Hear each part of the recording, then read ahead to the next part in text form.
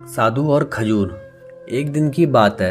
एक साधु गांव के बाहर वन में स्थित अपनी कुटिया की ओर जा रहा था। रास्ते में बाजार पड़ा।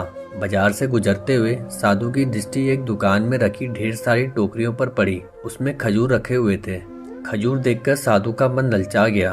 उसके मन में खजूर खाने की इच्छा जाग उठी, किंतु उस समय उसके पास पैसे नहीं थे। उसने अपनी इच्छा पर नियंत्रण रखा और कुटिया चला गया। कुटिया पहुंचने के बाद भी खजूर का विचार साधु के मन से नहीं निकल पाया। वह उसी के बारे में ही सोचता रहा। रात में वह ठीक से सो भी नहीं पाया। अगली सुबह जब वह जागा तो खजूर खाने की अपनी इच्छा की पूर्ति के लिए पैसे की व्यवस्था करने के बारे में सोचने लगा। सूखी लकड़ियां बेचकर खजूर खरीदने लायक पैसे की व्यवस्था अवश्य हो जाएगी। यह सोचकर वह जंगल में गया और सूखी लकड़ियां बीनने लगा।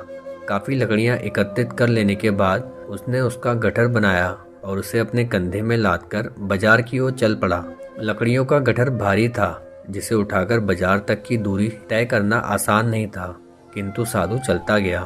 थोड़ी देर में उसके कंधों में दर्द होने लगा, इसलिए विश्राम करने वह एक स्थान पर रुक गया।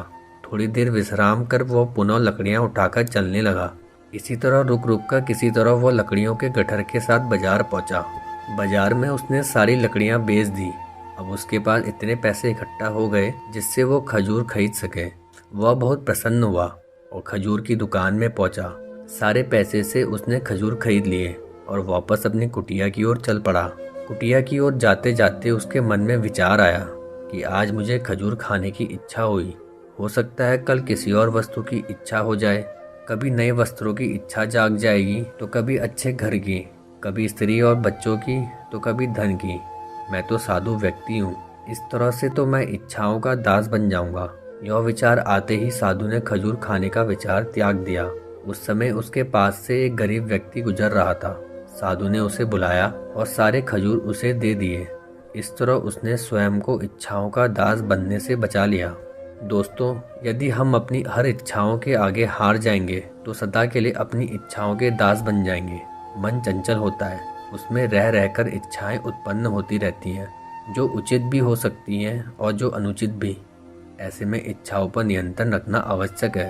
सोच विचार कर इच्छाओं के आकलन के उपरांत ही उनकी पूर्ति के लिए कदम बढ़ाना चाहिए, तभी जीवन में सफलता प्राप्ति होगी। हमें इच्छाओं का दास नहीं बनना है, बल्कि इच्छाओं को अपना दास बनाना है।